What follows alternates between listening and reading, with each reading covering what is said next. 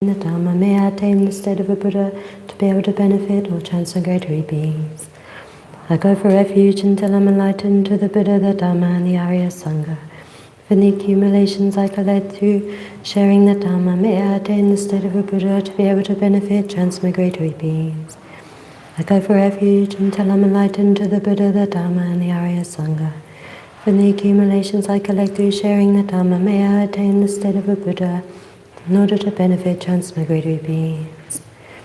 May all sentient beings have happiness and the causes of happiness. May all sentient beings be free of suffering and the causes of suffering. May all sentient beings never be separated from the happiness and knows no suffering. May all sentient beings abide in equanimity, free of attachment and hatred for those held close and distant.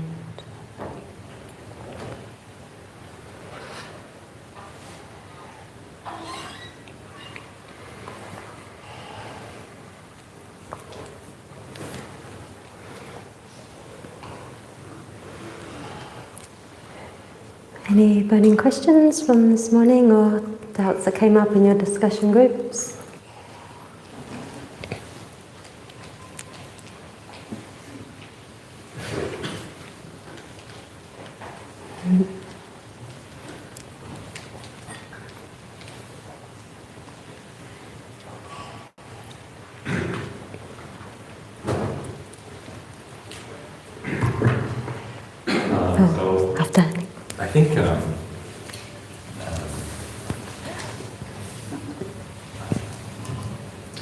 I think we have this strong sense of self and others because I guess an example is presented in the book, like physical type of analogies, right? So it's kind of easy to conceptualize, but self and other, we have like our own like mental streams and our own thoughts. We can't read other people's thoughts, so we can't understand that they're interconnected in that direct way. Yeah. So I think that contributes to the strong self that we have, right? So yes. So unless you become like a Buddha, you know, how do you overcome this limitation that we have? Nice, thank you. That's the thing, like you say, that one of the reasons for why we have such a strong sense of self and separate from other is because we don't have the clairvoyance to know their mind streams, but we're aware of our own mind streams, so that contributes to our sense of self. So unless we're a Buddha, how can we relinquish that sense of self? Then through reasoning, that's the thing. So there are certain things that we can access directly, like there's so many different ways of classifying phenomena or things that exist, and one of the ways is permanent phenomena and impermanent phenomena. Another way is the manifest, the slightly hidden and the extremely hidden phenomena. And the manifest things are obvious things like cups and books and things that we can engage with our senses, like our eyes and ears and things. And then the subtler things that we can't access directly, like each other's minds, we can develop inference based on a correct sign, a correct reason. So hidden phenomena. Not that we could realize what someone else is thinking based on a correct sign. We couldn't do that because actually until we become Buddhas we can't know the entirety of other people's minds and their thoughts. But we can use valid reasoning to establish that other people have their own conscious mind streams, and we can infer that until anybody is an Arya being, they're still under the power of their disturbing of emotions and things. So we can infer that if someone's not an Arya being, they're an ordinary being under the power of their afflictions, things like that we can validate with reasoning, even though we can't see others' minds directly. So that's why correct signs or syllogisms or logic and reasoning becomes so important, because that's the way for us to engage conceptually with the things that aren't obvious to us. So we wouldn't necessarily have to become a Buddha. We can use reasoning to prove to ourselves conceptually. We can acknowledge the distinction of ourselves and others and different mind streams. So this process of breaking down that strong sense of self, and like seeing the self and other as not different in essentially doesn't mean that they're not different conventionally. Like we were saying earlier, just because there's no independently existent cup doesn't mean there's no cup there. So likewise, the breaking down the strong holding to self and other is breaking down this concept of a essentially existent self and essentially existent other. And when we cut through that, it doesn't mean we don't distinguish between self and other on a relative level.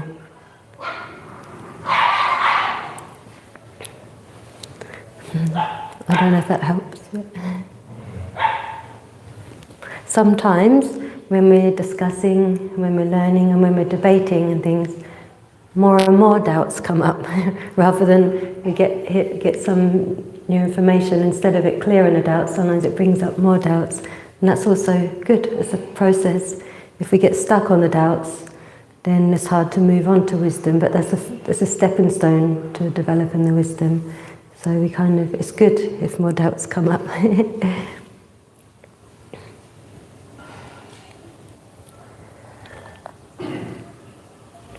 Sorry, you had a question too?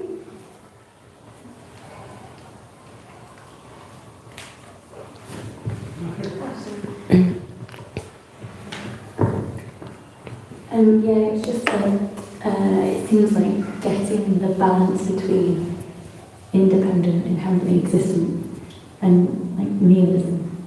Yeah. And when reflecting on the conceptual idea of emptiness, any advice about how to do that without it slipping into? Yeah, it's really important. Thank you for your question. So you can hear with the mic, but finding that fine balance of like when you're contemplating emptiness to not fall to the extreme of nihilism. So actually it's said that when people actually realize emptiness for the first time, like there is fear that comes up because it can easily sway that way to nihilism. And I was going to talk more tomorrow because we're looking at the wisdom chapter tomorrow, briefly, but because I didn't explicitly say it, even though we've been discussing about these two truths, but there are two truths. So the other day we spent some time looking at the four truths, or the four noble truths. That's one of the main teachings of the Buddha. Another is the two truths. And they're not separate, the two truths is included. Like the two truths is the basis of how things exist. So that the two truths are relative truth, or conventional truth, as it's sometimes called. So that's the first truth, and then ultimate truth, which we've mentioned a few times.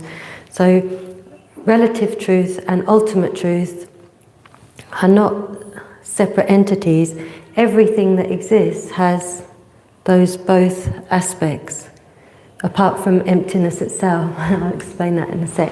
But everything that exists relatively, which means, like we said, like you pointed out earlier, like when we engage with things like cups and books, we're not thinking about whether they independently exist or don't independently exist or anything.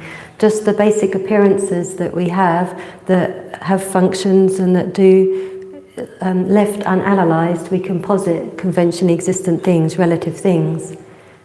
And those are things that come about independence upon other.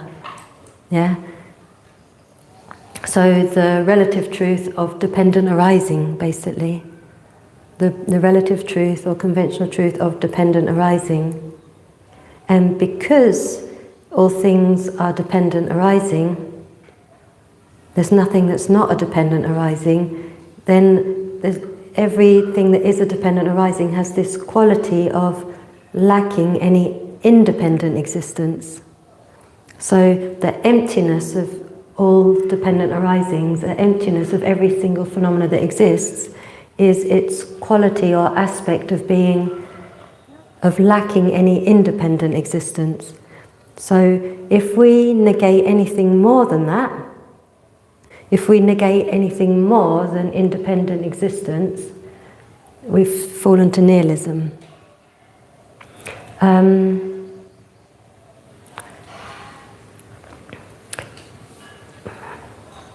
With the presentation of dependent arising, it has the power to dispel the two extremes of grasping too much, grasping at things inherently existent, and grasping at too little, falling to the extreme of nihilism. So sometimes they call it the extreme of permanence and the extreme of nihilism. We need to find the middle way, that balance in the middle, which doesn't negate too much and also doesn't project too much onto the thing. So it's a really, really fine line to find the balance. And Sokon Sencho Rinpoche, who was here previously this season, when I was asking him about, because all the different philosophical tenets within Buddhism as well, they have different refined views about the final nature of reality, what ultimate truth is. And I was like, and they've all got their own good reasons for saying, why it's like that. And then the other school will refute and say, no, it's even more subtler than that, or no, there is something there at the side of the object, and they've got reasons to prove it. I was like, so how do you know in the end which one's right? And Sokon Rinpoche's advice was, you have to check that whatever you're looking at is explained to be the ultimate truth or emptiness, that whatever your understanding of that is, that you don't lose the presentation of dependent arising.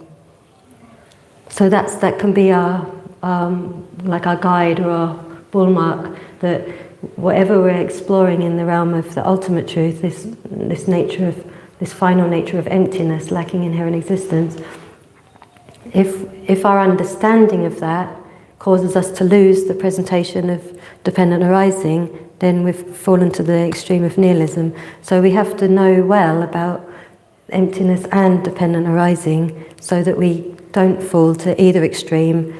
If things weren't dependent arising, they would be independent, and then they would have this solid inherent existence, and then they wouldn't be empty of inherent nature. There would only be one truth. And if things being empty of inherent existence meant that they didn't exist at all, then what could be empty? What would there be to be empty? Nothing would exist.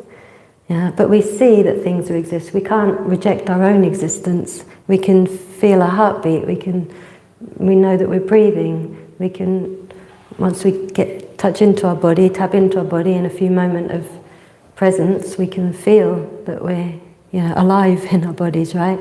And when we get aware of our thoughts, we know that we're thinking. So we can't reject all that. If we start to reject all that in our reflection and emptiness, then we can tell that we're deceiving ourselves. We can tell that we should be able to use that as a rule of thumb to see that we've misunderstood the meaning of emptiness. So we have to just keep checking. This emptiness doesn't mean nothingness. It means empty of something. And what is it empty of, or what is it a lack of? Independent existence, inherent existence. So that we have to keep remembering, what does it mean to lack inherent existence? It means if things were to, if they did take your brain and think, is it rational, is it logical, is it true that this thing, or myself, or anything you're thinking of, doesn't depend on anything? And you have to rack your brains to try and find something that it does depend on. And there are 3 levels of dependency, or 3 levels of dependent arising, and we've mentioned them all. So the coarsest level of dependency is depending upon causes and conditions. Yeah. So anything that we engage with our senses, and all impermanent things, all compounded things, depend upon causes and conditions. And all compounded things and all uncompounded things, all permanent things, anything that you can think of, anything that you can conjure up that exists, depends upon its parts. There's nothing that is partless. Everything depends upon its parts. That's a subtler level of dependency. So you have depending upon causes and conditions, that only applies to compounded things, impermanent things. Everything depends upon its parts. Even we looked at time has earlier and later moments. Space has different directions and things. There's nothing that doesn't have parts. And then the subtlest level of dependency is being merely labelled by language and conception. So being merely labelled on a basis of designation. And this is quite subtle to get our heads round. But it's like we were discussing, like if we were ourselves, if we were our names, if like when we were born, then our parents wouldn't have to think of what to call us. We would be ourselves already from our own side.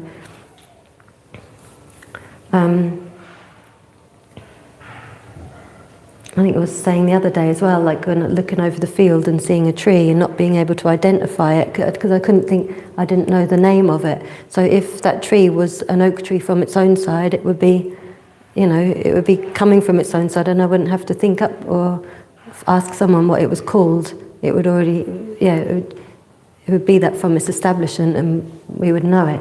So this subtlest level, so it's not a quick answer, is it? But basically, it's important. Everything that exists has these two levels of reality. There's the conventional reality and the ultimate reality, and they have to go hand in hand, like two sides of one coin. Yeah. So whatever is a dependent arising is necessarily empty. Whatever is empty is necessarily a dependent arising. I believe that's the quote on the Nagarjuna statue, and at the foot of the statue. You can read it when you go out, a quote from Nagarjuna, because I don't have the words exactly. It's, whatever is dependent arising is necessarily empty, and like it goes both ways. In the Heart Sutra, form is empty, emptiness is form, emptiness not other form is just not other than emptiness. Those are showing that the nature, this is a form, right? This cup is a physical matter. So this cup is empty. It's empty of inherent existence because it's a dependent arising, right? And emptiness, so when it says emptiness is form, it doesn't mean emptiness has this physical quality. It means that the emptiness is a quality of its basis, of the basis that is empty. So there has to be something that is empty of inherent existence. Inherent existence lack of inherent existence doesn't exist there not related to anything out in space. It is the quality of, like the subtlest quality, the final nature of something and of everything. So we have to bring them two together. So the simple way that, the really clear way that Sogyal Rinpoche explained, is that when we're investigating and thinking about emptiness, if we find that we lose the presentation of dependent arising, then our reflection on emptiness has gone too far, it's nihilistic. So we have to develop a strong understanding of dependent arising.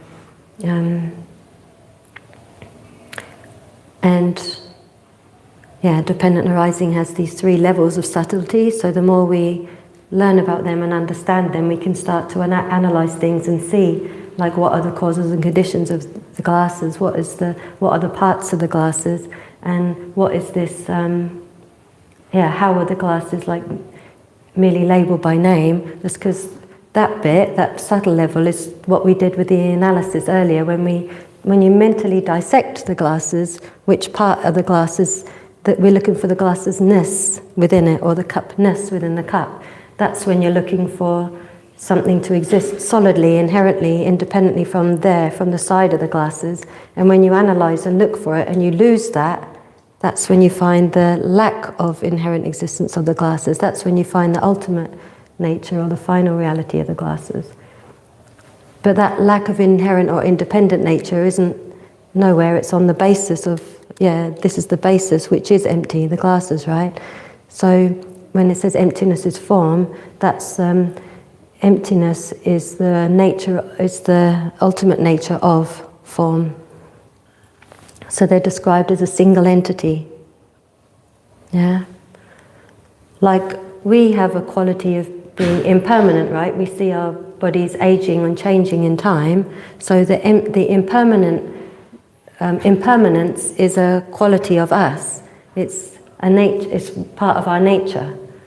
So it's one of our aspects or something. So the impermanence exists in relation to impermanent things that are impermanent. So it's the same with emptiness as well. Emptiness exists as as on all the different things that we think of, they have this quality of being empty.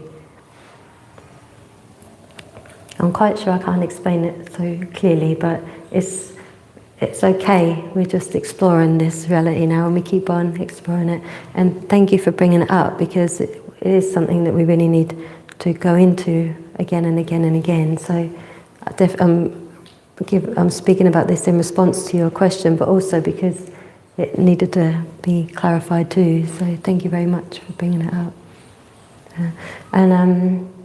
I think it is just that checking in with ourselves. If we feel like we've gone to the nihilist things, just remembering, where's the presentation of dependent arising gone? Or interconnectedness gone? We have to think about that and then try and find it again to bring ourselves back to the middle. There are 4 major tenets of Buddhist philosophical tenets, and the 3, they have like stages. So when I say 3 lower ones, it's just like they're like stages from like different progression of like education, basically. Like if you go from you don't jump straight to university. You have to go through primary school and high school and college and that before university to gradually develop our understanding of like from learning ABC at primary school or kindergarten to then being able to study deep poetry or like Shakespearean work in university or something, or at high school. You couldn't jump straight to that when you're 3 years old, could you? You have to learn the basics first. So the Buddhist tenets, they have different, a different refinement of their understanding of selflessness. And the 3 lower schools also assert that there is something findable. The ness of a cup, the cupness of a cup is found in the cup. So everywhere, anyway, from the Middle Way Autonomous School and below, all the Buddhist philosophical tenets, they all find something when they analyse. They say if there isn't something there, then you lose the presentation of dependent arising. But the Middle Way Consequence School, which is the most refined philosophical view, so that's the one that we ultimately want to get to. That's the view that Nagarjuna and Chandrakirti and Shantideva and Lama Tsongkhapa all present. Is this final lacking inherent existence. So on the basis of any dependent arising, its final nature is lacking inherent existence or empty. And so what I'm thinking of is what His Holiness often repeats again and again, and you find it in all of these texts from the great Nalanda masters and Lama Tsongkhapa from Tibet, that actually the view of emptiness, from within the view of emptiness, you can posit the functionality of action and agent. The functionality of causality and action and agent. If you exert something to be inherently existent, you lose the presentation of action, agent, or functionality. And it's very crucial that we always keep it, with whatever our understanding of the final nature of reality, of emptiness or selflessness is, that we also are able to present functionality of action and agent. If we lose that, we've gone too far. So like we have been investigating, like if things did exist independently, what's the consequence of that? If something exists independently, intrinsically, inherently from its own side, what's the main consequence or problem with that? What follows from that? Like if this cup existed independently, inherently from its own side, what would that mean? What's the consequence of that? Yeah, it wouldn't change. Yeah. And it couldn't be affected by other, So this is like, thank you, so it wouldn't change. There are certain things like permanent things which don't change anyway, but with all the things we normally engage in permanent things, we can use that as a clear reason. So if it existed independently, it couldn't change. Why? Why couldn't it change?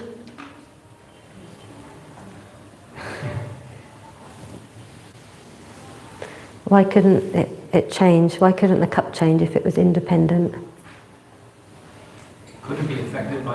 Yeah. It couldn't be affected by anything. It couldn't be affected by other. So that is right across the board. Permanent things, impermanent things, everything. Nothing could be affected by anything else. It couldn't be affected or depend upon its parts if it was independent. It couldn't be affected by or depend upon the causes and conditions that brought it about, or the change in the atmosphere or the circumstances around it. It could not be affected by that. So if your understanding of things lacking inherent existence, if you hold things to exist inherently or independently, you lose that presentation of functionality, don't you? Because things couldn't be affected by other, they couldn't be affected by change, they couldn't be affected by their parts, couldn't be dependent upon other. Those two are contradictory, right? Being dependent upon other things and other factors and being independent. Those two are contradictory, aren't they? You can't both be hot and cold. Like one thing can't be both hot and cold, one thing can't be both independent and dependent, right? That's illogical, right? So which is it? Is the cup independent or is it dependent? Sorry? Sorry? Is there anything in this world that is individual, like independent? I'm not going to answer that. I want you to explore it. Is there anything in this world that is independent? If you can find it, let us know. And if there is something in this world that is independent, so now, when I'm saying explore it, does that mean we've got to spend the rest of our lives finding out everything that exists and seeing if it is independent or not? Or can we, like we touched on earlier, can we use logical reasoning and analysis to investigate, like hypothetically, with regard to one thing and understand that about everything? We have to see. So do we have to now rack our brains with what's everything in this room? Does any of it exist independently? What's everything outside this room? Does it exist independently? Do we think like that? Or do we think about what does it mean to be independent? What is the consequence that comes from something being independent? And is it possible to have anything that exists that does not depend upon either causes and conditions or upon its parts or upon a subjective consciousness that gives it a label? We have to consider that. Is it logical that there could be anything that exists like that? And that's the contemplation to do. In the beginning when we were discussing that sky and space are independent. In your discussion group? No, here, during the Dharma talk. I thought sky and space were independent. Did you? Maybe I misunderstood. We definitely brought up, we were talking about sky and space being uncompounded. Okay. Yeah, that's a bit different. So, sky as we know it, we think of like the blue sky, the atmosphere where birds and aeroplanes and things can fly through it, right? But sky and space also have, and like space has stars in it and some astronauts and some space stations. But and a lot of black holes and nothingness. But there's this quality to space and the sky that allows things to move through it. And that is its quality of being unobstructed by form. And that is this permanent quality. So it's permanent, but you have the space that's a quality of the sky above Root Institute, the space that is a quality, the uncompounded space that is that unobstructed by form quality of the sky all above India, or in the northern hemisphere and in the southern hemisphere. So space, uncompounded space has parts, right? The uncompounded space above of the sky above Root Institute, the uncompounded space of the sky above your home. There's already two parts. So there's no uncompounded space without the basis of the different directions which have this quality of uncompounded space, right? So we can already investigate one thing that we said, oh, maybe that's independent, but then when we look at it, we can break it down into its parts, and so then all of a sudden, this thing called uncompounded space is a whole which has all its parts. You can't posit the whole without all the parts. So it's a dependent arising upon its parts, and more subtler, and upon its being labelled upon the basis of designation, this lack of obstructive contact, which we label by our mind and language, uncompounded space. So it's got those two levels of dependency. So thanks for bringing that one up as something, because that can show how we can analyse permanent things. And then the cups and things, you can play with yourself, smash a few up and see the parts. Just joking. Yeah, there's some things are more obvious that we can see and hear and things, right?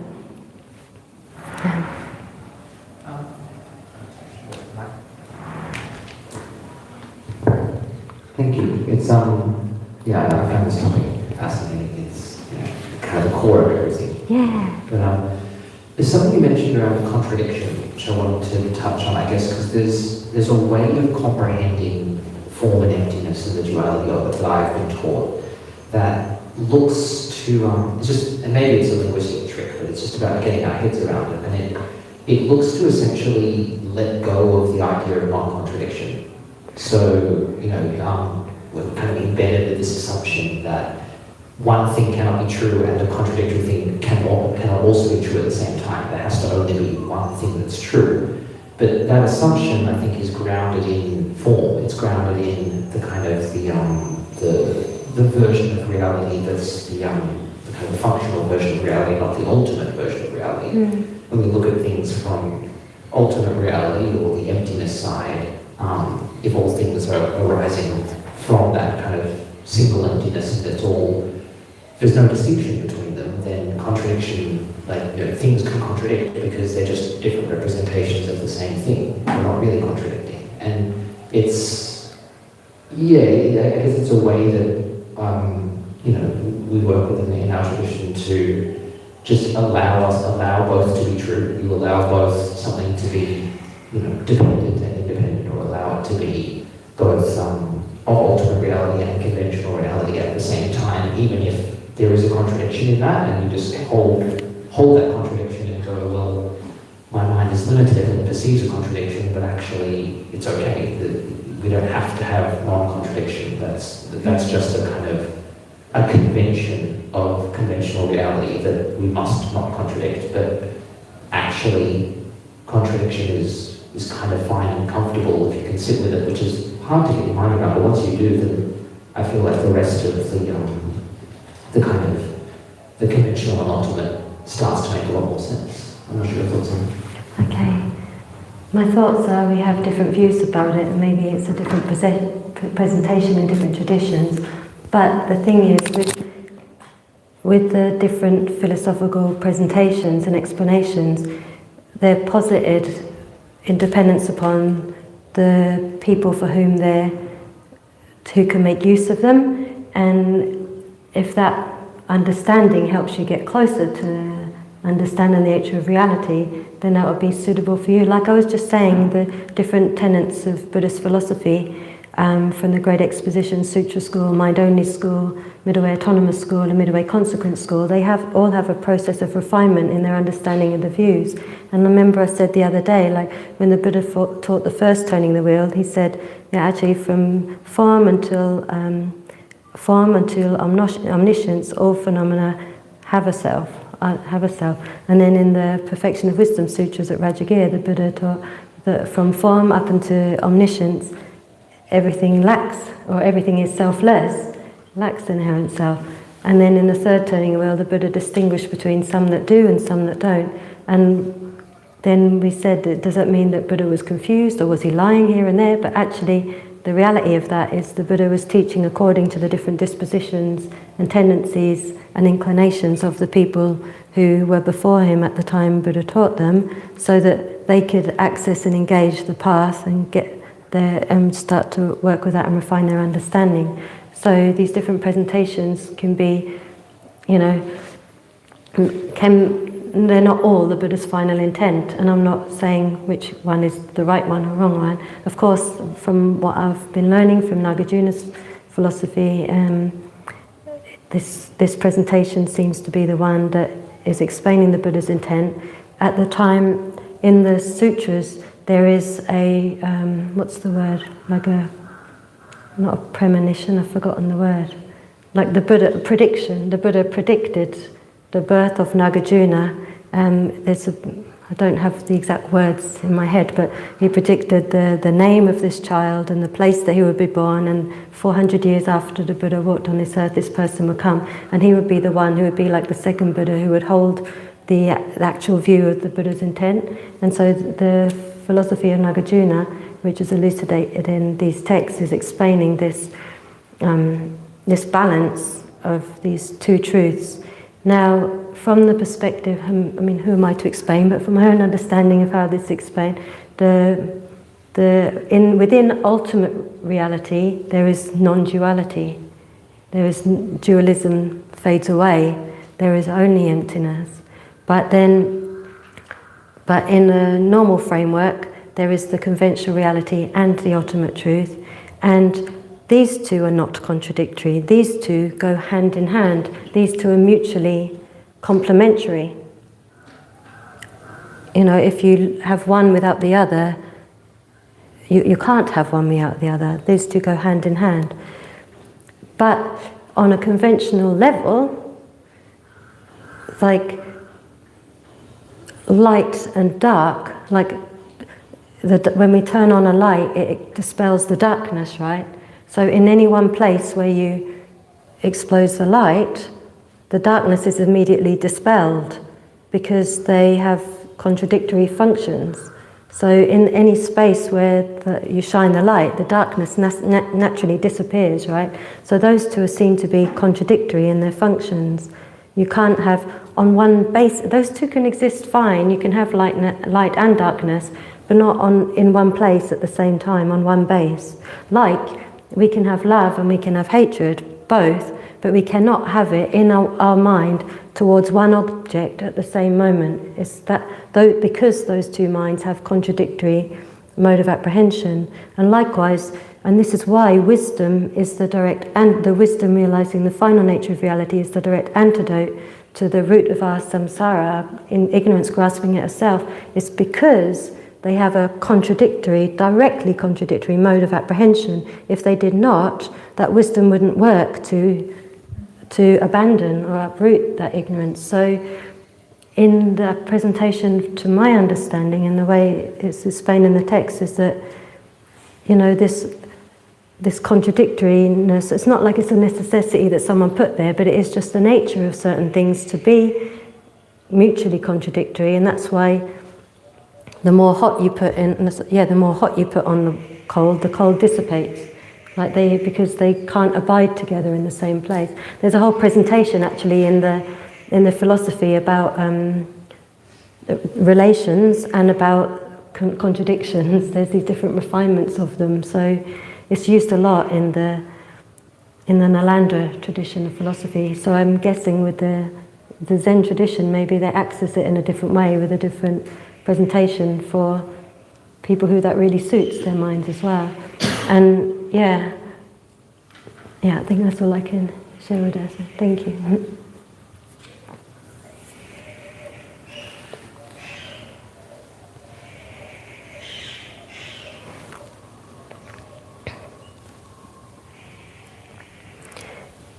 It's complex. It's definitely complex. And we started looking today at these two levels of the two truths, and we're looking at the ultimate level and emptiness. Why did that even come up? Why were we looking at the lack of independent nature or inherent nature? How did that come about today? Because I thought we were looking at ways to cultivate bodhicitta. In what context did that presentation come up?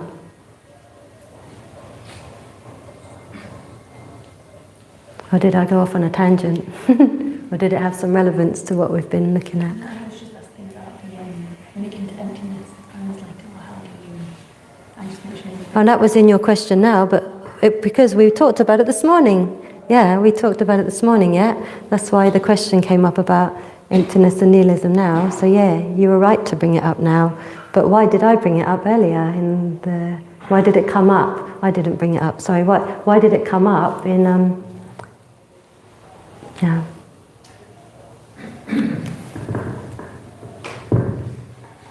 Because it's required to understand the nature of the self.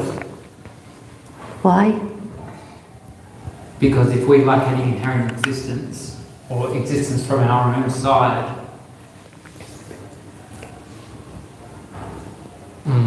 I just completely lost my train of thought. That's all right. That's all right. What are we looking at in general? If we just take a little step back, that's why I'm asked it so bluntly. We want to keep track of why we're looking at the things we're looking at and how it fits with the context we're in. So what part of Shantideva's text are we up to? What chapter are we up to? The meditation chapter. And that has two main sections, doesn't it? What one are we looking in? Pardon? Yes, thank you. We're looking at the section on exchanging self for others, part of Shantideva's meditation chapter, right? So how on earth is this relevant, this presentation of the nature of the self? How on earth is that relevant to equalizing and exchanging self for others? I think we were talking about how to overcome the two obstacles, right? How to overcome the two obstacles, yeah. Yeah, and that was the emptiness and realizing the selfless nature. Thank you. So it came up in the context of overcoming the two obstacles. So realizing the selfless nature is a way to overcome the two obstacles. Yeah. And so was it a way to overcome one of the obstacles, to exchange self for others, or was it the way to overcome both of those obstacles? If we go another way at it, what was the first obstacle? What gets in the way of exchanging yourself for others?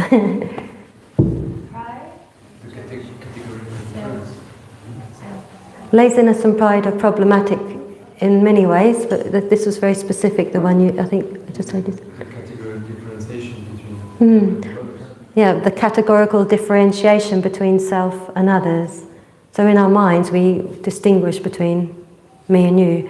And it wasn't just like we can say that there's you and there's me, but the problem wasn't just the conventional me and you left unanalyzed. It was this holding to an essentially existent me, or an essentially existent self and an essentially existent other. And that makes them categorically different. That makes them have no common basis at all. That makes them completely unrelated. And it makes them independent of each other and of any other factors. Now, like we said earlier, I wanted to bring that up too. In general, when we're thinking about things, when I'm seeing you and you're seeing me and we see each other as you and we're thinking of ourselves as me, we're not thinking independent me, essentially existent me, are we? We're not thinking that. But is that not the way that we appear to ourselves? That's the problem. We don't have to analyse and think about it to then hold on to ourselves existing essentially. It just appears that way, and we just take it at face value, and we've never questioned it, and we're so habituated with that appearance, and we just believe it. And we're not thinking about it, but we react to all our interactions and our life situations coming from believing that appearance and assuming that we are essentially existent or independently existent.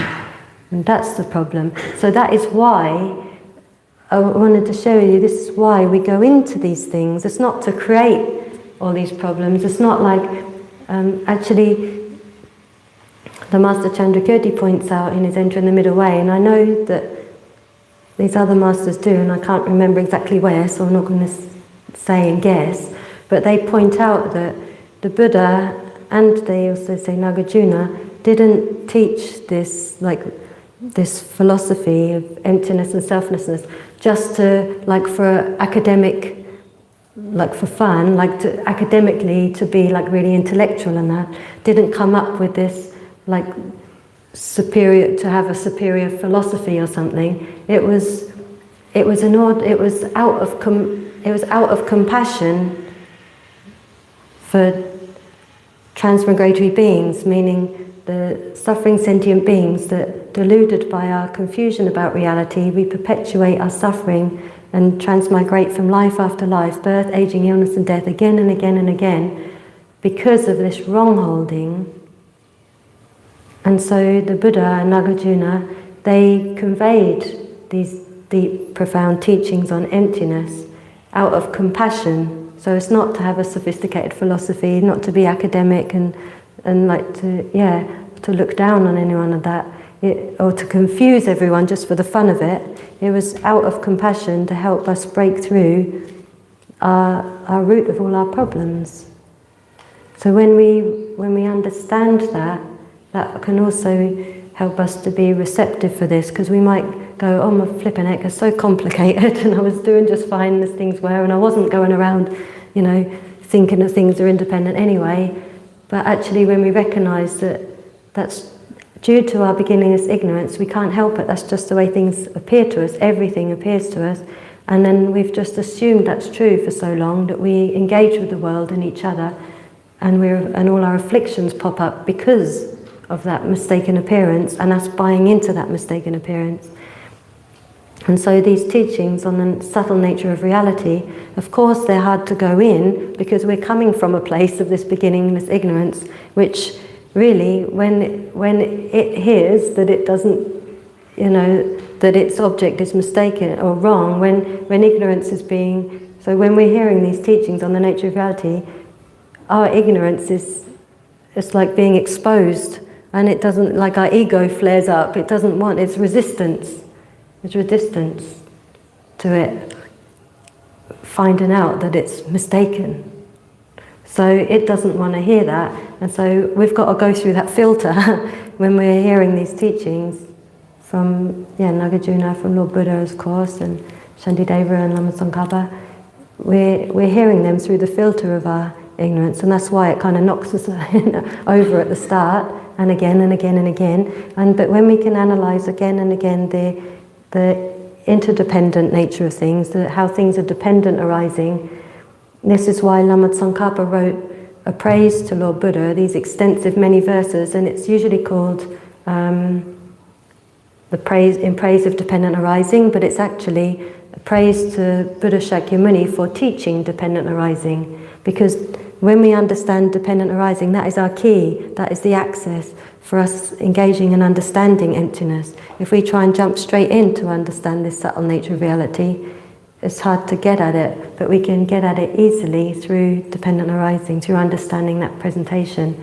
So if we understand that, then we understand it's really, really worthwhile. It's actually like the kindest thing we can do to ourselves, because like you pointed out, Venerable, it's like that's the crux of everything, it's the heart of everything. That's why the Perfection of Wisdom Sutra is often called the Heart Sutra. And people who haven't read it so much, but they hear about it, they think it must be a sutra about love. But it's the heart of the meaning of the Buddha's intent. In order to free all beings from the suffering and its causes, we have to cut through the root cause, which is our ignorance, misunderstanding reality. And the only way to do that is to cultivate the wisdom that understands the way things actually exist. So, motivated by love, the Buddha taught that, and we, motivated by love, have to cultivate that in order that we can, motivated by love, help others to understand it too. So that is the heart of everything. Because although bodhicitta is the main cause for enlightenment, why is that? Because without bodhicitta, the wisdom that realizes the nature of reality only has the capacity to take us to personal liberation. So the defining feature of the Mahayana path is the bodhicitta, which is the support for the wisdom which can take it all the way to enlightenment. So the wisdom is the same whether we want to be liberated from samsara or whether we want to achieve the state of enlightenment to liberate all sentient beings from samsara. In any case, we have to realize that emptiness or selflessness. But then whether we qualify that with renunciation, or whether we qualify that with renunciation and bodhicitta, that will determine whether that wisdom can take us to liberation or to enlightenment. And enlightenment is not another direction, it's just further beyond the state of liberation.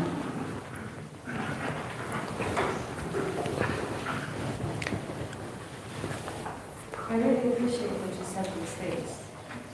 Thank you. Because it was really difficult to follow in that philosophical part, and I was also thinking like what's the point of this, like it's just very intellectual. Packaging it like this, it would be more digestible for me. And I have one sentence that I just want to try with you and see if it makes sense.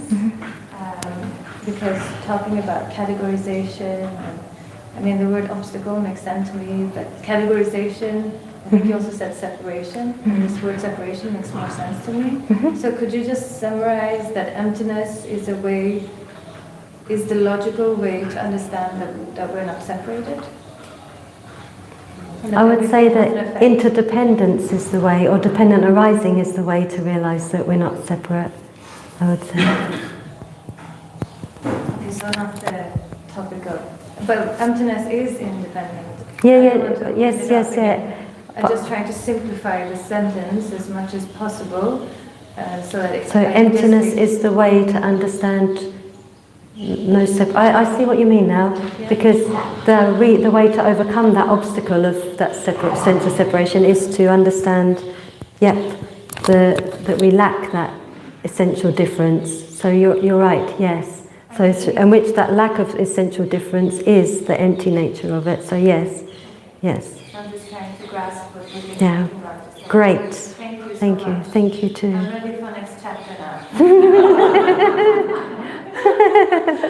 The next chapter is wisdom. Bring it on. Well, I somehow think we should sleep on it before we go into the wisdom chapter.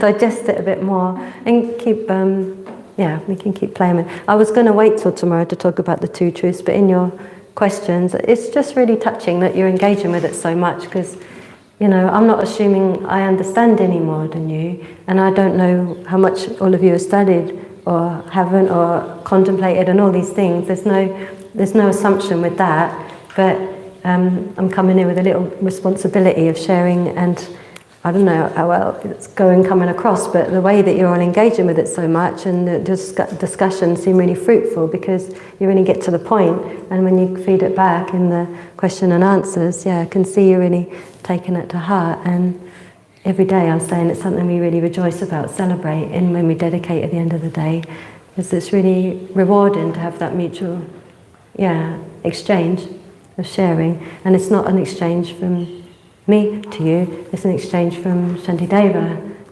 to all of us. We're all discussing it together. And so it's a real privilege to have this time, isn't it, to share these things. And I just feel like it's a real blessed place, of course. We all feel that here in Bodhgaya. So to be doing it here, makes the heart happy. Thank you. Before we do go on to the wisdom chapter, we really need to get consolidate. Now we understand the consolidating about understanding emptiness, the lack of independent nature of things, helps us to let go of that sense of separation of self and other. But once we've cleared that out of the way, then there's room in our heart to engage, to open up to this exchanging self and others, isn't it? And we looked at the skillful way that Shantideva had these verses where you put yourself in the other's shoes and then speak back to yourself in order to stamp out our pride and our jealousy and our competitiveness, right? And to also, by doing that, targeting our self-centeredness, our self-cherishing attitude, so that dissolves, so that in its place there's naturally open-heartedness to consider others. And there's all these other reasoning in these verses, remembering all the reasons why, the equality of self and others, and then the reasons why it's in our interest, the problems of being self-centered and the benefits of cherishing others. The more and more we think about all these, again, it creates more and more spaciousness in the heart, openness in the heart, and naturally a sense of concern for others. And then what was the next step? does that naturally go to bodhicitta, or was there another step in that process of equalizing the exchange in self for others? Develop calm body. Any other ideas? What was the sentence just before the question? Yeah, exactly. Repeat the question, please. I snuck a question in there, didn't I? It just popped out. So here are you. So what I was saying, we found the way to clear away the two obstacles to exchanging self for others through understanding the empty nature of things, the lack of essence of things, and that dissolves the sense of separation. So then our hearts are open for that exchange. And remember that the process of equalizing the exchange of self for the others was this way of cultivating bodhicitta, wasn't it? So my question was, is that enough to equalize and exchange self for others? Is that enough in the process? And then pop, does bodhicitta arise, or is there another step in that process? Or an elaboration on that process? Of a renunciation. So come abiding renunciation. Any other you can share? Can I answer it in the form of an appreciation? There's two sort of thought experiments you gave us that was so powerful. So here's the appreciation, where you said there's only one person in the universe we think of, or let's say, as me, among these 8 billion human beings that we might consider being on this planet. So then there's one who we get to say is me, I, and everybody else is other. And then you helped us to break that down to this other thought experiment, which is, to me this mountain is near, but to you this mountain is far. Let's exchange points. Now this far mountain is near. So you helped us to understand sort of the relative positionality of self and others. Then you gave us that section that you read on again another thought experiment where all others are me and mine. So, but does bodhicitta arise just from that, or do we need another stage, is your question, right? That's my question put back to me. That's not the answer to my question. But does it? I'll put it back to you. Does it? Does bodhicitta arise from that? You talked about union between wisdom and... We definitely need union between the wisdom and the bodhicitta as well. But it's not a necessity for developing bodhicitta. It is a necessity for developing bodhicitta if you use this line, if this practice. Remember the sevenfold cause and effect person instructions for bodhicitta. You don't necessarily need it for then. Now there's something we've already done together a few days ago. Say that louder with confidence. Tonglen. The giving and taking. Yeah. So why I said it's like, is that the next step, or is that the progression from within exchange and self for others? So it's actually that once we open our heart to others, to this exchange, that's the continuous meditation that we need to engage in. Yeah, Tonglen. Whether you call it that, whether you think about that, but basically it's, in all instances, we start with, one little blink of an instance in a day, but we aim to make it in all instances that we're never separated from this attitude of, taking on the suffering of others and giving away all our happiness. So it's like when we engage in virtue, when we go to dedicate that virtue, you can be elaborate or simple, like Lamso Rinpoche style would be like visualizing your merit being vast as the limit of space, and then transforming that into everything that everybody needs, food and clothing and shelter and all the things that beings need, and you visualize transforming that into them and sending it to all them, and they receive it, and they receive all happiness from you. Lama Zopa Rinpoche's meditations were extensive and beautiful, and these are available in Lama Zopa Rinpoche's books. It's what comes out of him when he's talking. I don't think you'll find any of Lama Zopa Rinpoche's books that don't convey these things. It's amazing. So if you're inspired by that, then And a lot of Lama Zopa Rinpoche's books are free as well through the FPMT, so you can get them. But very simply, we can just, like I was suggesting the other day, when we watch news or something, or we see something sad, that we feel empathy towards, we can visualize secretly again that you breathe in and take away their suffering, and on the in-breath, and you visualize that you're taking that away from them, and when you breathe out, you send them love on your out-breath. And then you can include on that visualization that it's destroying, the main reason for that as well is to destroy the self-centeredness at our heart. So like we did with Lama Zopa's meditation the other day, you visualize so again, keep it simple or go elaborate. Either you just do on the breath, you think you're taking away their suffering and you're giving them love. But if you can add to that the visualization, it'll be more and more powerful.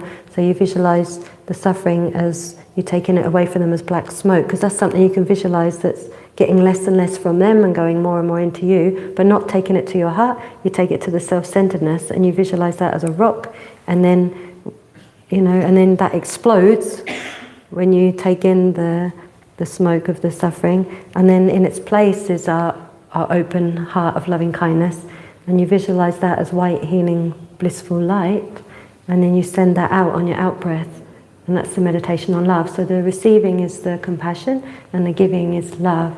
It's really beautiful, and then we can touch on that in little moments in our life whenever we see suffering, when we're experiencing it ourselves, like the hand helps the foot. We can send love, and we can take away with compassion whatever pain we've got in other parts of our body, or mental pain that we have. We can do that meditation on ourselves too, and we can do it for our loved ones when they're going through difficulties. We can do it whenever we see any pain. So we can use all our life, day-to-day life, these experiences to cultivate that. But on top of that, when everything's going well, remember, like Lama Zopa Rinpoche, live with compassion, work with compassion, die with compassion. Dying is not something that goes so well, but it happens. But the working and living, and drinking a cup of tea with compassion. Like when we have something, we know that there are some people that don't have, so we can offer that to them. So we have a drink of water to quench our thirst. May all those who are not able, who are thirsty and aren't able to receive it, or don't have access to clean water, you can send out your love, and you can visualize sending, or send your roots of virtue and transform it into fresh drinking water for them. You can, our day-to-day, ordinary, mundane activities can also become part of this Tonglen practice of opening the heart. They say, like, these are not my ideas, these are things that Lama Zopa Rinpoche and other great masters share with us. Like when you're sweeping the floor, well, these days you have vacuums, and I think you're sweeping away the disturbing emotions of all sentient beings, clearing their minds, sweeping away all the problems of all sentient beings. I can just think you can engage in whatever creative ways that come to your own minds, and the more and more we do it, the more and more familiar, the more and more sparks off other ideas to get more and more creative with it, and then that's how we bring it into our lived experience every day. And then, there's a power to setting some time out and doing a formal meditation session, because that's when we're familiarizing with it, that we can draw on it in our day-to-day lives. So then the more and more we keep up a continuity of day-to-day meditation session, however short, through that continuity it starts to infiltrate into our way of thinking in the day and our way of being in the day. And then the more and more we're able to tap into that and add to it in our mundane activities, to bring our meditation to the daily activities like that, and that becomes really skillful, and then that becomes it doesn't become such a hard work, and it doesn't mean you have to set a formal time every day. You can have a short time every day, but then on top of that, and then your whole life becomes this meditation on giving and taking, becomes this Bodhisattva way. So what we should then understand is that, the love and the compassion are the love being the wish for others to be happy, and the compassion being the wish for others to be free of suffering. You know, and if you include all sentient beings, we're also a sentient being, so great compassion is the wish for all sentient beings to be free of suffering. We're including ourselves there. And the wish for all beings to have happiness, we're also a being. So the love and compassion, when they become this, like when the compassion becomes protecting compassion, which is that sense of responsibility, not only we wish, have the aspiration, the wish that all beings be free of suffering, there's this sense of responsibility, I myself am going to do it. That's the special intention or highest intention that then will propel the next step of like, how am I going to do it? I need to become enlightened. And so from the great compassion, there comes this real sense of responsibility, this protecting compassion. I myself will free all beings from suffering, and that naturally creates this desire to achieve the state where I'll actually be able to do that to my full capacity. So that's when bodhicitta arises. It bounces off highest intention or special intention.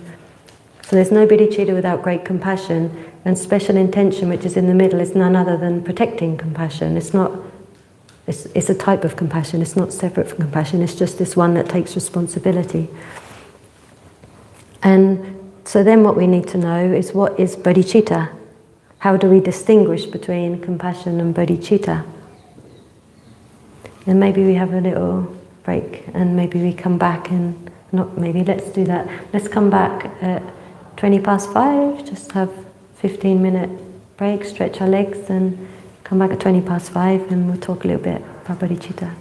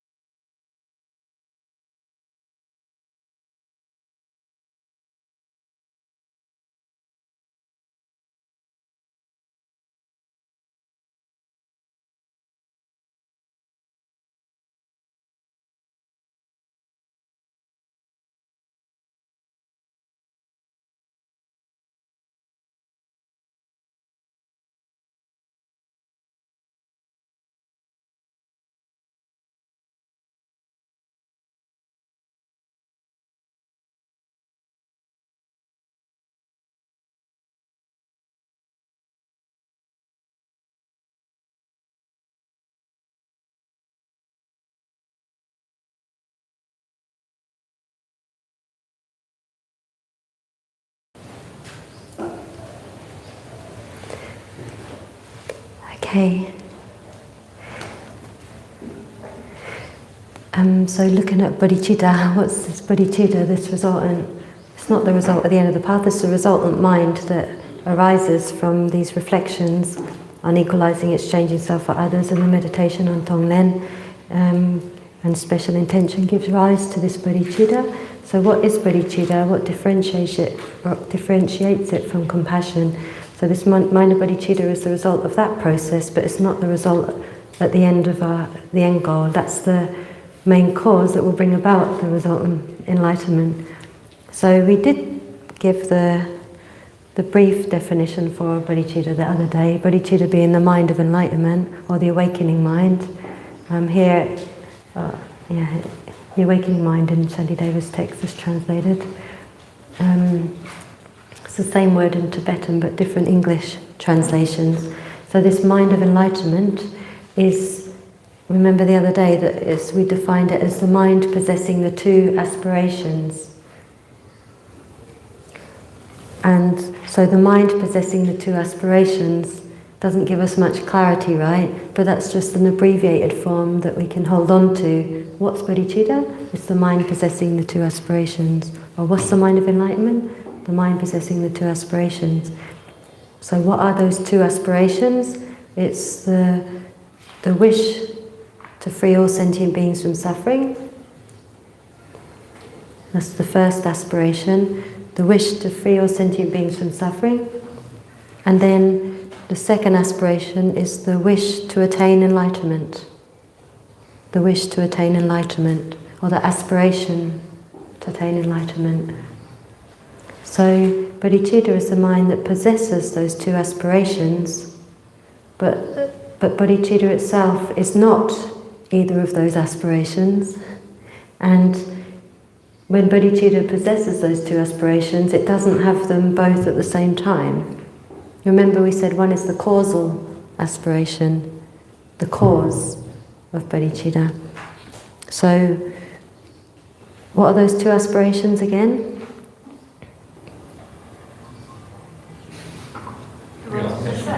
Yeah, the ones I just said.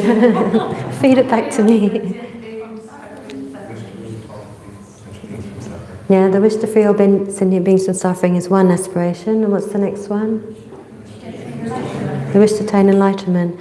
So, out of those, can you pick which one is the purpose and which one is the goal? What's the goal? Enlightenment. Why? To free all sentient beings. To free all sentient beings from suffering. So, enlightenment is the goal that you're aiming for, and the purpose for achieving enlightenment is not to rest on your laurels, it's not to bliss out in peace, and the reason, or the purpose or the reason for attaining enlightenment, why do we want it? We want to help others. When do we want it? Sorry. We're the bodhicitta cheerleaders. Sorry to make light of, really, like I said the other day, the most holy mind. I'm just aware we've gone through so many things in these last few days.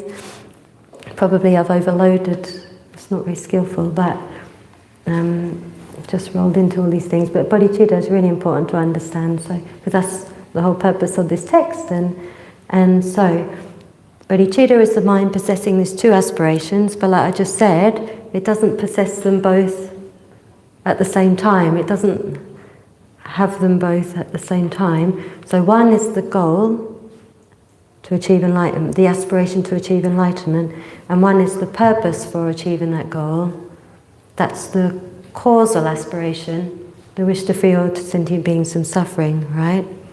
So the causal aspiration, the wish to free all sentient beings from suffering, that comes before bodhicitta. It's the cause of bodhicitta. Yeah? We didn't discuss this when we looked at causality the other day. We talked about the complete unmistaken causes and conditions in the right order, but we didn't talk about a cause and its effect being sequential. not simultaneous. So the cause of something has to arise before its effect. Yeah, it has to come before the result. Yeah?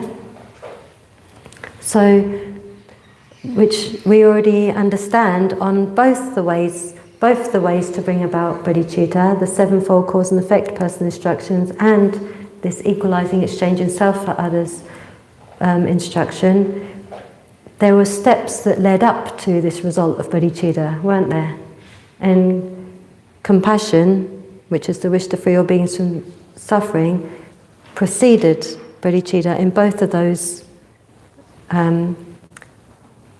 instructions, right? Both of those trainings. So we can understand that compassion comes before bodhicitta. So therefore compassion is this causal aspiration. It doesn't accompany bodhicitta. It, what do you say?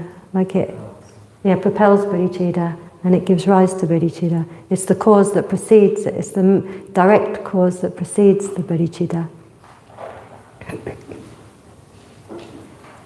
So that indicates the importance of great compassion to give rise to bodhicitta, when the very definition of bodhicitta, the short one, is the mind possessing the two aspirations. It possesses its causal aspiration and it possesses its accompanying aspiration. So there's no bodhicitta without its cause, great compassion, and there's no bodhicitta, this mind, without its accompanying aspiration, the aspiration within it for achieving Buddhahood or enlightenment.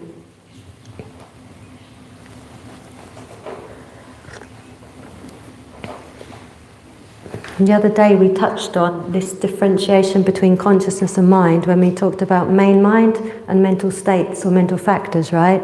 So main minds just know the bare entity of an object, and the mental states kind of flavour that mind, like a glass of water and then putting food colouring in the water or something, or different like herbal tea bags that give a different flavour to the water. Yeah, so the mind is like the pure water, like clear. The main mind is just knows the bare entity. We mentioned this the other day, don't worry about it now. The different states of mind flavour that main mind, basically. So just to say, without looking into all the debates about it, bodhicitta itself, out of the two, main mind and mental state, it is a main mind. So bodhicitta is not the aspiration to achieve enlightenment. Bodhicitta is a main mind which has an accompanying aspiration within it. It has other things within it, mental feeling and discernment and attention and all these different other states of mind with it. So bodhicitta itself is a main mind, and it has accompanying in it, part of it, it's one of its states of mind that accompany it, is this aspiration for enlightenment. It's the only thing to take away from this without getting all technical, so you can leave all of that. Just know that bodhicitta is a main mind, not a mental factor, not a mental state. And it has in its retinue, or it has within it, the aspiration for enlightenment. Whereas compassion is a state of mind, it's one of the mental factors of a main mind that is the cause of bodhicitta. So wherever there's a mental state, there's a main mind. Wherever there's a main mind, it has different mental states within it, but we just make this distinction and these nuances. So compassion itself is this aspiring quality of wishing all beings to be free of suffering, so that is a mental state, not a main mind. And bodhicitta is a main mind. So great compassion is not, bodhicitta is not great compassion, because great compassion is the cause of bodhicitta, and because bodhicitta is a main mind and compassion is a mental factor. And because any main mind that exists, whatever mental state that it has, it can't have two of the same. Like we've been talking about contradictions a bit. We have three types of feeling. We have pleasant feeling, neutral feeling and unpleasant feeling. We can't have a main mind that has in one moment, one instant, both a pleasant feeling and an unpleasant feeling. There can only be one feeling in that retinue of that main mind. So likewise, there can only be one aspiration one mental factor of aspiration within any main mind. So if bodhicitta has the aspiration focused in on enlightenment, that's another sign that tells us it doesn't also have the aspiration wishing to free all sentient beings from suffering. So we already know it's the cause of bodhicitta, so therefore it precedes that bodhicitta. But another way we can confirm as well, it's the mind possessing the two aspirations, but it can't possess them both in its retinue at the same time, yeah? So stepping right back from that, bodhicitta is the mind possessing the two aspirations, has the causal aspiration, the wish to free all sentient beings from suffering, and that is great compassion, and it has the accompanying aspiration, the purpose focused on, the goal, enlightenment. So the mind possessing the two aspirations, one of the aspirations is the goal, enlightenment, and one of the aspirations is the purpose, or the causal aspiration to free all sentient beings.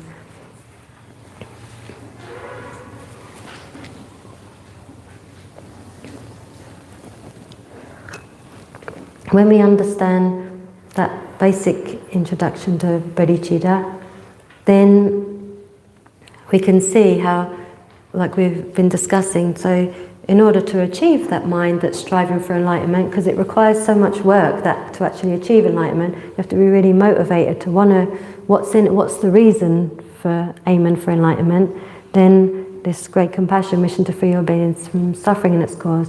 Our self-centered attitude blocks us from opening our heart to want to free all sentient beings from suffering and its causes. We looked at the two obstacles getting in its way, and we look at our own self-limitations by our narrow-minded self-centeredness.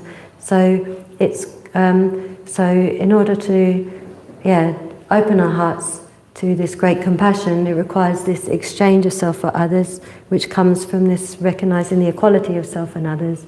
So this is where we can look. You know, we said like love and compassion are also like two sides of one coin. If you want to benefit someone, then you also, implicitly wish that they're free of suffering. You want to take away any problems for them.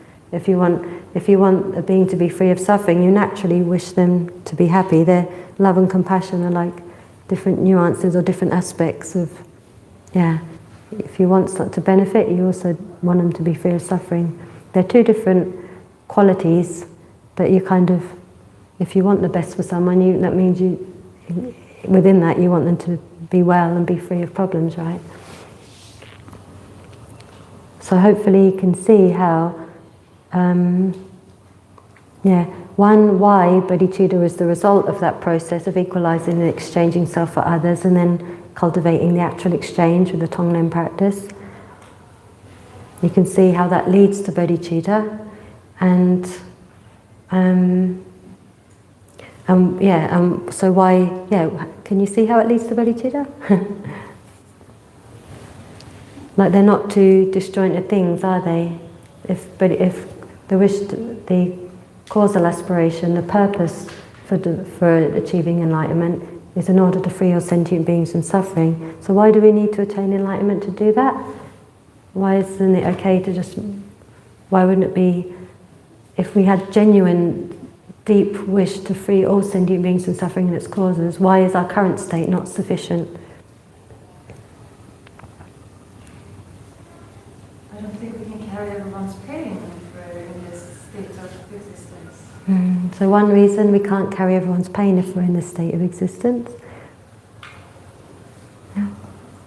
Because we don't have the wisdom. Sorry, we don't have the wisdom. Because we don't have the wisdom. No, the desire. Desire. Don't have the desire to do it. But that's the thing, that if we really did have the desire to free all sentient beings from suffering its causes, why do we need to look to achieving Buddhahood or enlightenment in order to fulfill that desire? In order to accomplish that wish? Because we also have same problems. We have the same problems. We're in the same boat, right? We're still under the power of karma and afflictions, yeah?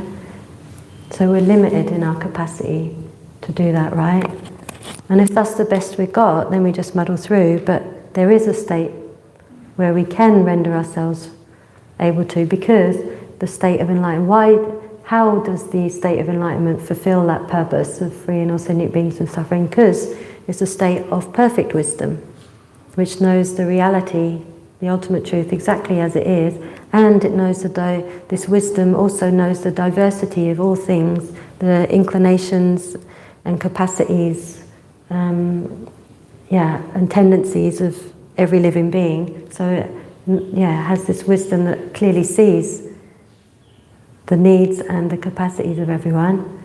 And there's this, like you say, that currently our love and compassion is limited. The state of enlightenment is this infinite compassion, infinite love, unconditional, limitless, because there's nothing obscuring the wisdom, there's nothing obscuring the love. So there's nothing holding it back. It's infinite. There's not even a hint of thought about oneself. And we looked at the other day, they say that the Buddhas love us more than we love ourselves. Not just that they love us infinitely, but they see our potential. Like if we didn't have the potential to be enlightened, and just wishing that, or if we didn't have the potential to be completely free of suffering, for beings to be free of suffering, like we see ordinary situations, we see someone suffering a different, with a bad health or something which isn't curable, for example, and we really wish that they weren't suffering that, but there isn't anything that we can do about it.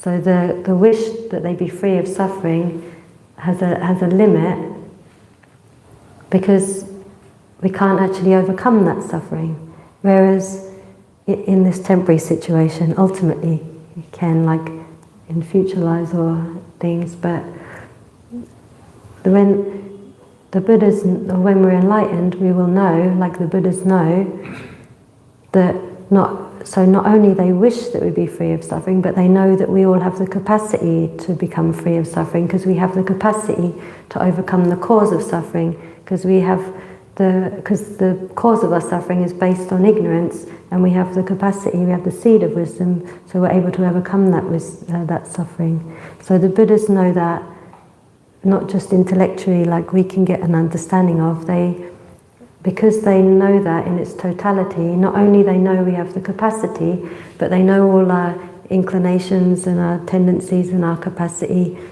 on our current state of how far they can take us. So they know that it's totally possible for every single sentient being to become free of their suffering that's caused. So the power and the drive of that compassion, it's not like, I wish they were free of that suffering, but there's nothing that can be done. It's more like, I wish they can be free of that suffering because there is something can be done. Come on, let's go. Let's get over that suffering. Let's do what we can. I'll help you along. Come on, let's go for it. So there's a real vigor to that. And not only that, through this perfect wisdom and perfect infinite love that there's nothing, it's boundless because there's nothing obscure in it, comes this unlimited capacity, the skill and means. So they really know that they're fully equipped to work for as well. So the love that they have is greater than the love we have for ourselves, because we don't really believe that we can get out of this situation. So we settle for the suffering of change, this contaminated happiness as the best we've got. So the state of Buddhahood is the state of fully knowing and fully loving and fully able.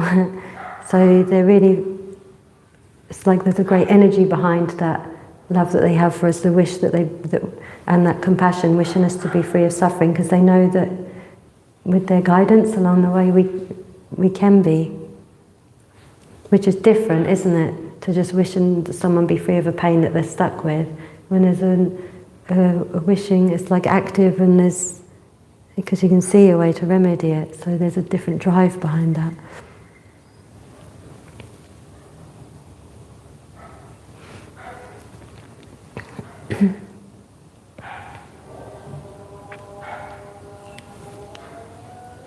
So anyway, in our own time, we can reflect about how those, like the sevenfold cause and effect instructions I just mentioned the other day, recognizing the kindness of one's mother, the all beings have been our mother and their kindness and so on, or this method, which is the one we've been focusing on, the equalizing, the exchanging self method for bringing about bodhicitta. So think about those causes, think about the result, and think about how the cause and effect match up, how does they lead to that, and then we get really certain about that possibility of cultivating bodhicitta, and then what the goal that bodhicitta is aiming for, enlightenment, and those there's infinite qualities. If you condense them to those three, and then imagine the infinite or perfect wisdom, infinite or perfect compassion or love, and the perfect ability to effortlessly and spontaneously help sentient beings.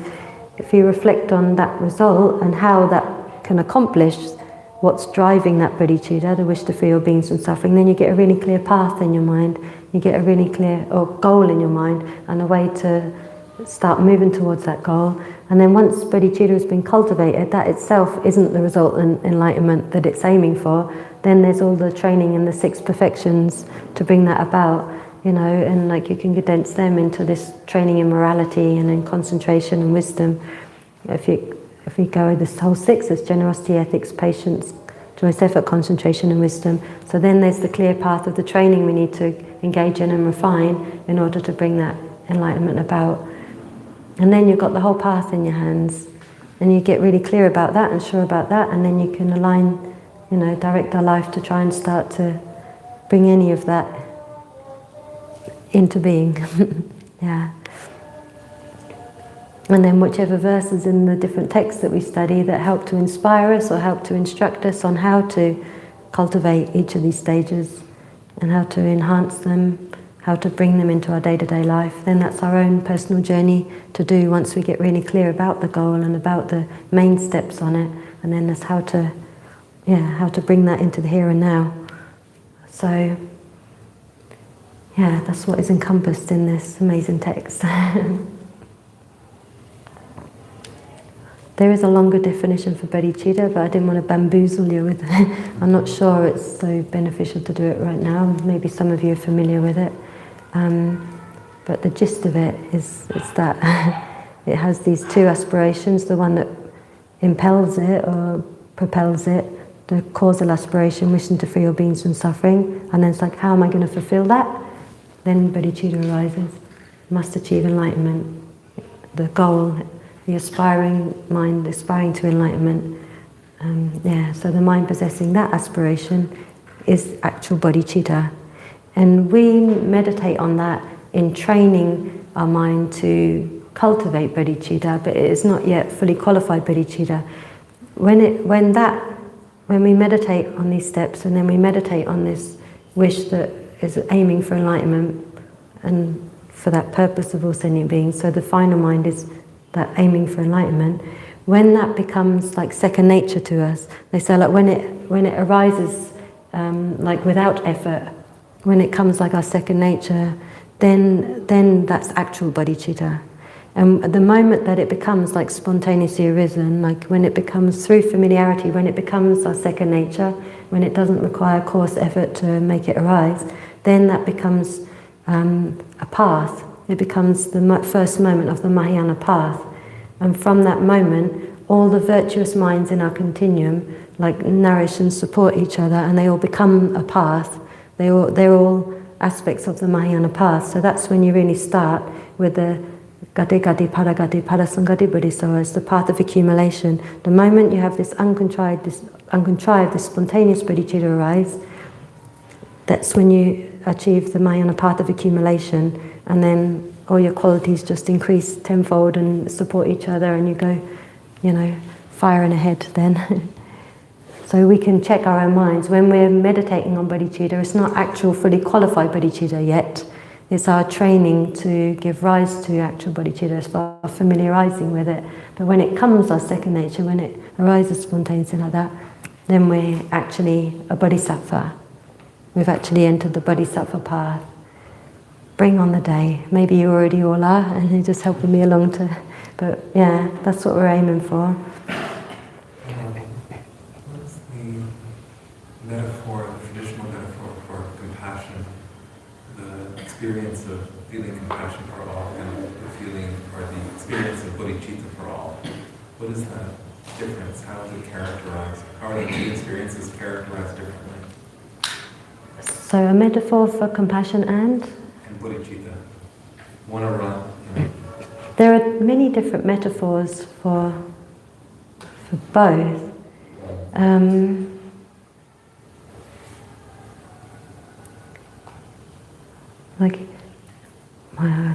can't get them both clearly in my mind, but the one His Holiness talks from the Chandrakirti's text about the white wings of bodhicitta and like the swan flying ahead of all the other swans, and I have to bring that one to it. There's like the mounting the horse of bodhicitta is in Shantideva's text. In Chandrakirti's text, there's like the king of swans that goes ahead of all the other swans and leads them across to the far shore of all the excellent qualities of the Buddha on the white wings of virtue. They go flying, and there's beautiful metaphors. So what you're wanting is like two different metaphors that give two clear distinctions between great compassion and bodhicitta, right? I get a feeling of each mind. Feeling or the experience of each mind, Yeah.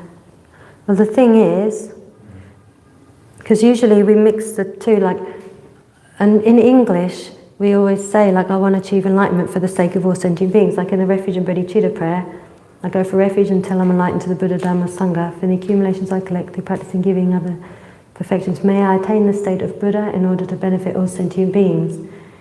So the last bit of it is in order to benefit all sentient beings. And I've been having an issue with that lately, and I asked one Rinpoche about it, and I told you the analogy about the cup the other day. It's what he shared with me, which is in the classical text, that when we're thirsty, the thing we really need is a drink. But in order to have a drink, we need the receptacle, the cup, to hold it in. So what do we want? A cup. Why? In order to have a drink. So what do we want? Enlightenment. Why? In order to free all sentient beings from suffering. So it indicates the goal, getting a cup, but the purpose of getting the cup is to drink the water. The goal is enlightenment. The purpose is to free all sentient beings from suffering. So that we can get really clear. But the way we say it in English, so we say the goal and then the purpose. But in the actual meditation, it's the other way round. We have to have really clear in our mind this feeling, genuine feeling of complete cherishing others and completely, from wholeheartedly wishing to free, really deep down, wishing to free all sentient beings from suffering and its causes. And we have to give to rise to that first, and then that makes us look around for the cup. Then that makes, like when we're really, really thirsty, then we start looking, where's the cup, where's the cup? We don't need to tell ourselves again, it's in order so I can have a drink. We really, really want to drink, and then we look for a cup. So we really, really, really want to free all sentient beings from suffering from the depths of our heart. And it's like, then we look for, how am I going to do that? And that's, so the next step in our meditation, in our progression of our mind, we're feeling this genuine compassion, this great compassion, and then the very next step from that is how am I going to do that? And then I must become enlightened. So what we should finish on, what should be our conclusion of this whole process, is I must become enlightened. So the mind of bodhicitta, that's what the mind of bodhicitta is this sincere wish to become enlightened. So it's a mind that has this wish to become enlightened. So it's really looking at the result. And that's not random. The way that we come to thinking, I wish to become enlightened, it's not like, may all sentient beings free of suffering, okay, I must become enlightened. Then we look for what's the state that I'll be able to do it, like we've gone through in our chats. In my current state, I'm totally afflicted. I'm susceptible to taking rebirth under the power of karma and afflictions due to still having the root cause of my samsara in me. So then who doesn't have that? Is there another state without that? And like the Hinayana hearts, they're incredible. They've freed themselves from suffering, but they still have the cognitive obscurations that block them from knowing the totality of all phenomena. So they still have these cognitive obscurations to not know all the different tendencies of all our minds. So that would restrict me from being there completely for all sentient beings. And remembering the main purpose for achieving enlightenment is for the sake of all sentient beings. But like we touched on the other day, it's also the complete fulfillment of one's own aim. That's not the purpose for why we're aiming for it, but it's the byproduct that comes. But we should also recognize that, to be driven to, we want to be happy too, we're sending these too, we want to fulfill our own aims too. The only way to completely fill that is to the state of enlightenment, where there's nothing obscure in our mind, and there's no agitation of not being able to totally be there for others, and there's not even a scent of self-cherishing there. This has all got to be completely removed to perfect our own well-being as well. And that's only attained at the state of enlightenment. So we have to think about all these things and think about the qualities of enlightenment, the qualities of the enlightened mind, the perfect knowledge, love and ability, the capacity to go way beyond what's our normal realm of being able to manifest, emanate many different beings, that, like we were saying about emanating as cockroaches or bridges and things. Even bodhisattvas at high levels can do that. So along the way we get this more and more ability. So we need to understand this state of enlightenment, not have it as a vague thing, and not think, oh, I should be aiming at that in order to free all beings from suffering. It's like, how does that fulfill that purpose? How does it fulfill the total, complete benefit for oneself and others? So we need to understand well, what is that state of enlightenment? What is a Buddha? What are the qualities of the Buddha? There are many, we just condense them into 3, and we need to think about those, and then we become really clear that that is our goal. And so the real distinction with compassion and bodhicitta is that one is this real open-heartedness, observing all sentient beings and wishing that they're all completely free of suffering and its causes, and this sense of responsibility. I myself will free all sentient beings from suffering and its causes. And then the state of enlightenment is imbued with that, it's heavily influenced by that, it's qualified by that, but it is not that. The bodhicitta is aiming at the goal that will bring that about. It's thinking about all the qualities of enlightenment and really yearning to achieve that. And keep your eyes open for different metaphors that characterize each of them. But does that give a bit of a clearer distinction between compassion and bodhicitta? Or is there still... sleep on it, we can talk about it some more tomorrow if there's...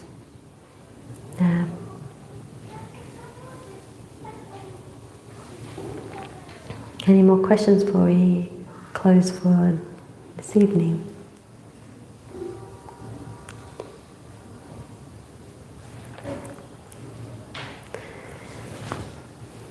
All good? And not worrying if we don't have these genuine feelings yet, but we're understanding that it's a good way to move forward, right? So we can muster up these motivations, striving to cultivate compassion and bodhicitta, and even if it's contrived, wishing to become enlightened, we know it's in our benefit, in our interest, so we can just set our mind to that in our motivations, knowing that one day it will become really authentic, and sometimes we have little moments of it being authentic, and likewise bringing that understanding of the nature of reality, the wisdom of impermanence and emptiness. If we can flavour our thoughts, our motivation, our dedications with those as well, then we're going to bring the 2 wings of the bird that fly to enlightenment together.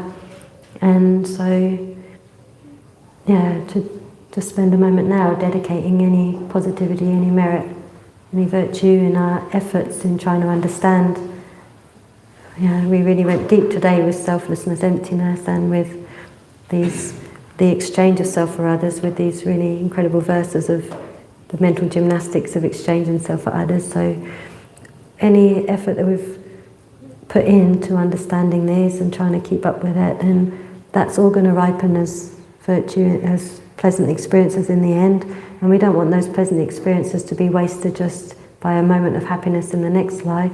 So let's dedicate them for this ultimate goal of enlightenment, for the sake of all beings. So recognizing we have this Buddha nature, this clear light nature of mind, and all of our afflictions and obstacles and obscurations, they're only temporary, they can all be removed.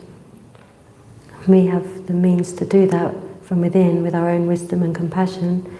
So we dedicate any virtue that we be able to quickly transform our mind to develop uncontrived compassion and bodhicitta and the wisdom, understanding the nature of reality, and unify those and enter the Mahayana path and take it all the way to the state of our goal of enlightenment.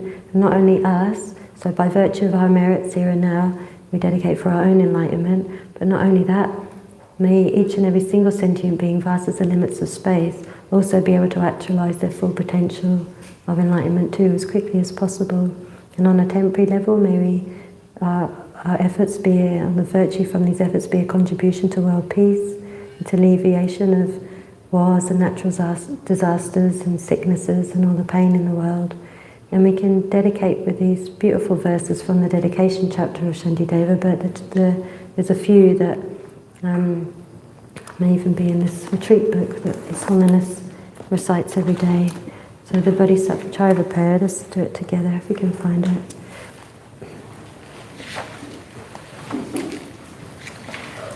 Yeah, I think it's probably, oh no, it's the chapter 3, 4. It's definitely at the end of the precepts, if that's in here. It'd be nice for everyone to read it. Yeah, that's the whole chapter.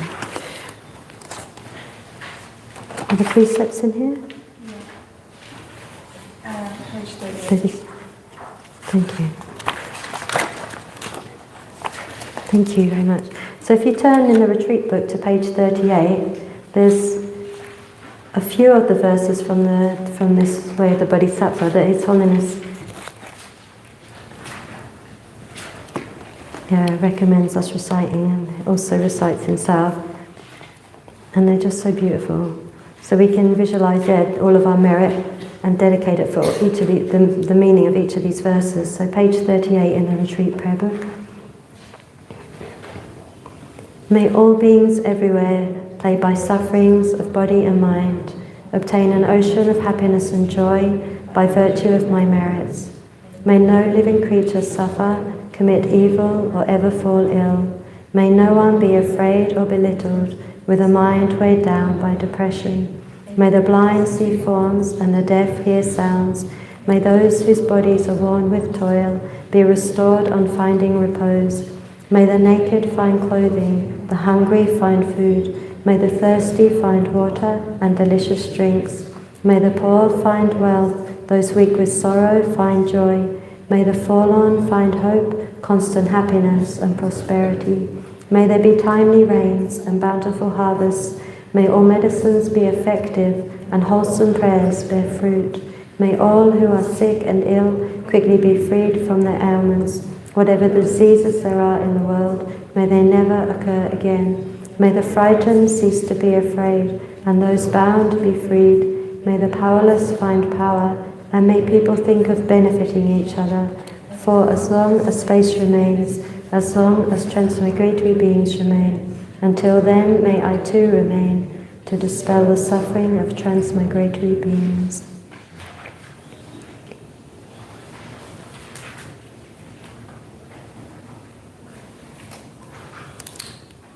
Thank you very much. So we have a meditation this evening with Venerable Monk, thank you, and I'll see you in the morning meditation, and then for the final day of our teachings here today, tomorrow, and then the next day we'll go to Mahabodhi Temple together, and onward from there. Okay, thank you.